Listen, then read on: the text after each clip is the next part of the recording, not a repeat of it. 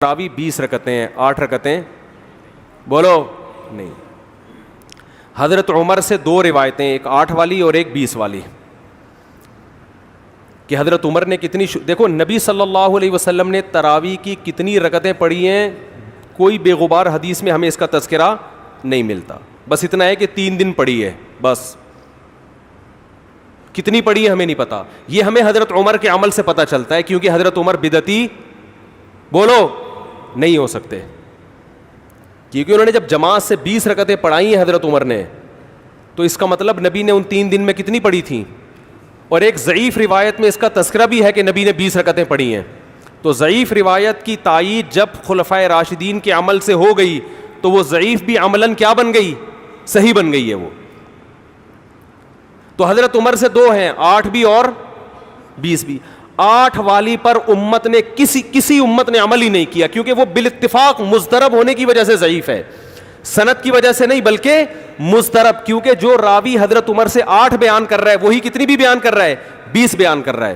اور جب ہم صحابہ کے دور میں دیکھتے ہیں تو ہمیں سب جگہ 20 نظر آ رہی ہیں, 8 کہیں بھی نظر نہیں آ رہی. تو یہ کیسے ممکن ہے کہ حضرت عمر نے 8 شروع کی ہوں اور کوفہ, بصرہ, دمشق, شام, مصر سب جگہ 20 ہو رہی ہوں؟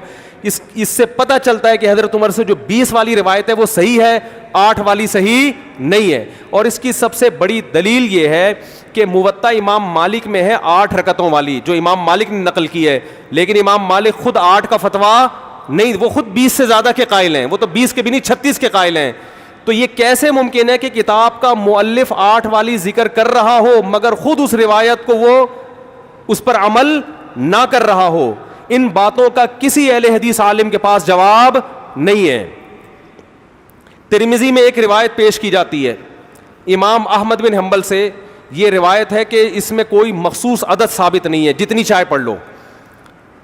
لیکن امام احمد کی جو اپنی اصل کتابیں ہیں فقہ کی, اس میں امام احمد کے شاگرد جو امام احمد سے ذکر کرتے ہیں وہ ذکر کرتے ہیں امام احمد بن حنبل کے نزدیک بھی 20 رکعتیں مختار ہیں.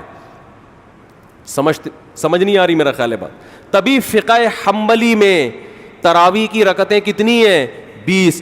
اور امام ابو حنیفہ کے نزدیک بھی. لوگ پتہ ہے مجھ سے کیا کہتے ہیں, لوگ جو ہے نا کہتے ہیں کہ یار آپ ان حدیثوں کا انکار کر رہے ہو جس میں 8 آتا ہے. 8 والی جو بخاری کی حدیث ہے نا اس کا تراویح سے کوئی تعلق نہیں ہے. بخاری میں آتا ہے نبی رمضان اور غیر رمضان میں 8 پڑھتے تھے, اس کا تراویح سے کوئی تعلق, وہ تو غیر رمضان میں بھی تھی.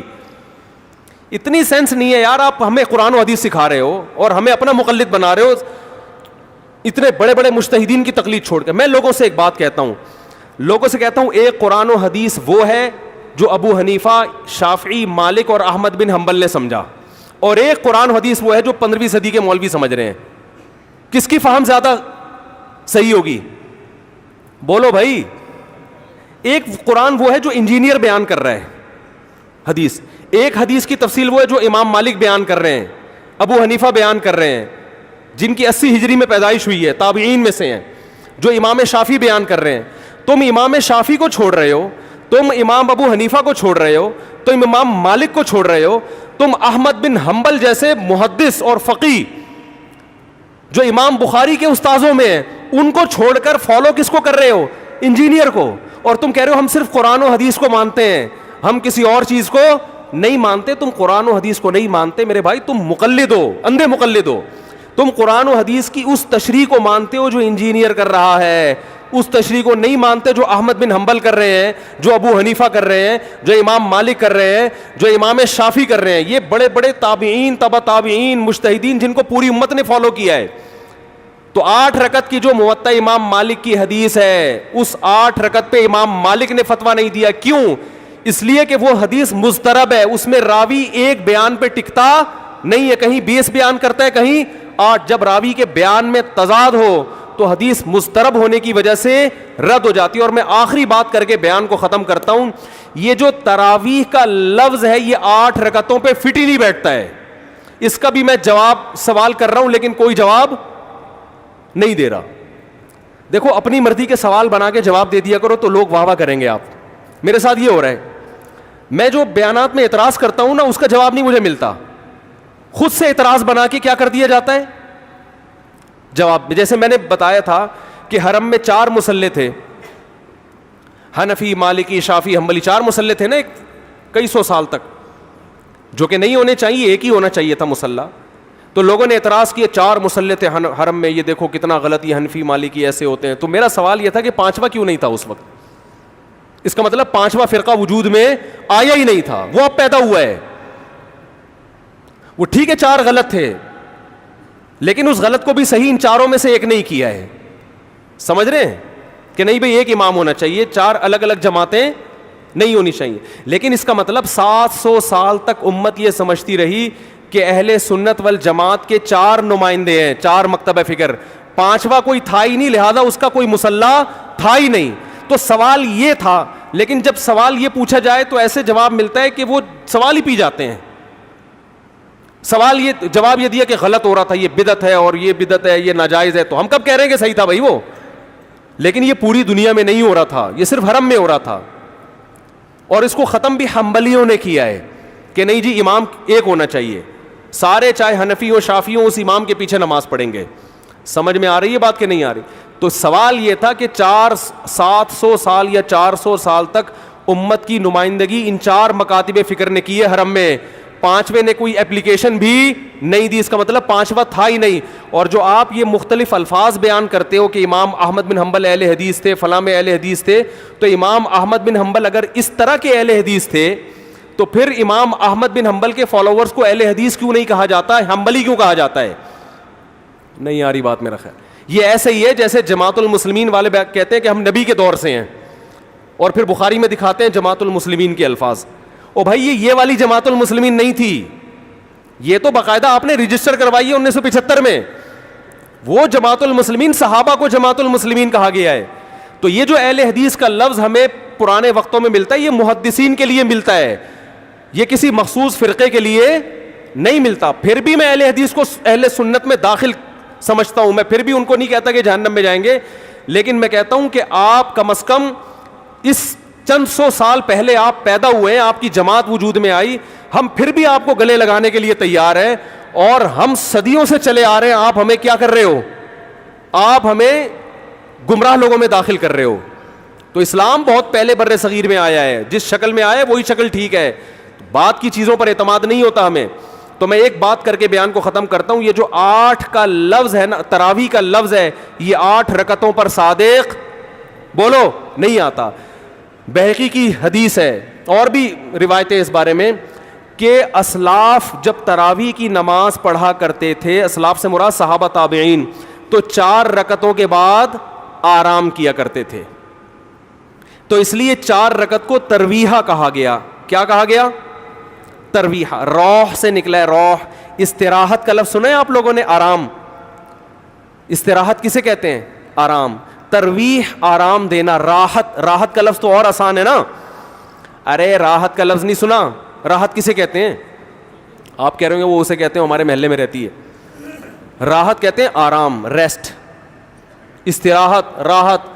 روح یروح ترویحا, باب تفعیل میں جب جاتا ہے آرام دینا. تو ترویحتن, کیونکہ 4 رکعتوں کے بعد آرام کرتے تھے تو ان 4 رکعتوں کو کیا کہا گیا؟ ایک ترویحہ, یعنی ریسٹ ہے اس کے بعد. اب ترویحہ کا جو لفظ ہے نا, 4 رکعتوں کے بعد کیا ہو رہا ہے؟ ریسٹ. اٹ از کالڈ ترویحہ. سب کو پتہ ہے 4 رکعتوں کو ترویحہ کہتے ہیں.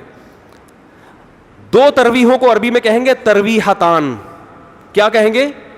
جیسے رجل کا معنی ایک آدمی, رجلان 2 آدمی. عربی میں 2 کے لیے الگ لفظ استعمال ہوتا ہے, 2 سے زیادہ کے لیے الگ. تو اگر یہ 8 رکعتیں ہوتی تو ان کو محدثین تراویح نہ کہتے بلکہ ترویحتان کہتے یا ترویحتین کہتے. کیا کہتے؟ 2 ترویحیں. اور ان کے بیچ میں ویسے بھی ریسٹ کی ضرورت پڑتی نہیں, ٹھیک ہے نا. 4 رکعت کے بعد امام بیٹھتا, بولتے چل بھائی آگے جلدی کر, جانا بھی ہے گھر میں ہم نے. تو ترویحتین کہتے, ان کو محدثین تراویح نہیں کہتے. اور تراویح کا لفظ ہے جمع. عربی میں جمع کم سے کم افراد کتنے ہوتے ہیں اس کے؟ 3. تو کم سے کم 12 رکعتیں ہونی چاہیے. لیکن تراویح بھی جمع کثرت ہے, جمع قلت. کثرت جمع اقصا کہتے ہیں جو بہت زیادہ جمع ہو. تو پتہ ہے 4 رکعتیں کافی زیادہ ہیں تو ان کو تراویح کہا جائے گا. 4 رکعتیں تھوڑی سی بھی ہو تو ان کو تراویح, 3 4 رکعتیں اگر 3 دفعہ آئیں گی تو اس کو بھی علی وجہ الکمال ہم پورے طور پر تراویح کا لفظ اس پہ صادق نہیں آئے گا.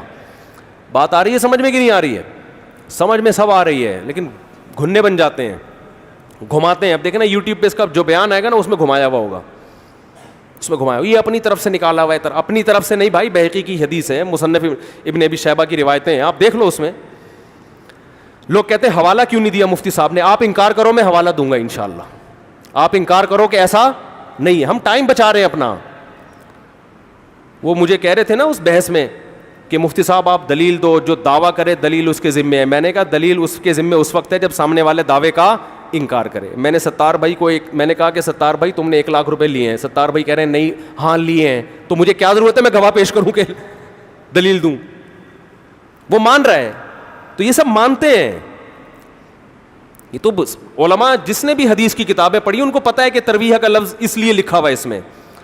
تو اسلاف سے مسجد نبوی میں, حرم میں ایک رمضان بھی ایسا نہیں گزرا جب سے حضرت عمر نے 20 رکعتیں شروع کرائی ہیں کہ 20 رکعت سے 1 رکعت بھی کم ہوئی. زیادہ تو ہوئی ہیں, کم بولو نہیں ہوئی ہیں. ایک تو امت اتنی بڑی گمراہی پر 1400 سال سے جمع ہو گئی. تو میرے بھائی جو آپ سے قرآن و سنت کے نام پہ بات کرے نا, اسے بولے بھائی ٹھیک ہے میں قرآن و سنت ہی کو مانتا ہوں, مگر قرآن و سنت کی وہ تشریح جو ان مجتہدین نے کی ہے اس کو مانوں گا. جو 15ویں صدی کے مولوی کر رہے ہیں تشریح, میں اس کو بولو نہیں, چاہے وہ سعودی ہوں. لوگ کہتے ہیں سعودی عرب میں 8 رکعتیں ہر جگہ ہو رہی ہیں. سعودی عرب میں آج ہو رہی ہیں, 100 سال پہلے کے سعودی عرب میں 8 رکعتیں کہیں بھی نہیں ہوتی تھی. تو یہ کوئی سعودیوں کا کلمہ تھوڑی ہم نے پڑھا ہے کہ جو سعودی عرب میں تو بہت سے لوگوں کی داڑیاں نہیں ہوتی, تو کیا مطلب داڑھی کا انکار کر دو گے آپ؟ تو ہم نے فالو کرنا ہے امام مالک کو, امام احمد بن حنبل کو, امام شافعی کو. یہ بڑے بڑے محدثین تھے, مجتہدین تھے. خلفائے راشدین کو, خلفائے راشدین کے دور میں کوئی ایک روایت دکھا دو 8 رکعتوں والی, کوئی ایک روایت. ہاں جو حضرت عمر سے موطا میں منقول ہے اس کا جواب میں نے دے دیا. اس کے علاوہ کہیں دکھا دو کہ بصرہ میں, کوفہ میں, دمشق میں, صحابہ تابعین کے دور میں رمضان میں 8 رکعتوں سے جماعت سے نماز کسی نے پڑھی ہو, تو نہیں ہے کچھ بھی اس میں. تو اس لیے جو طریقہ صدیوں سے تواتر کے ساتھ چلا آ رہا ہے وہ کتنی رکعتوں کا ہے؟ 20 رکعتوں کا. تو اسی کو فالو کرنا چاہیے.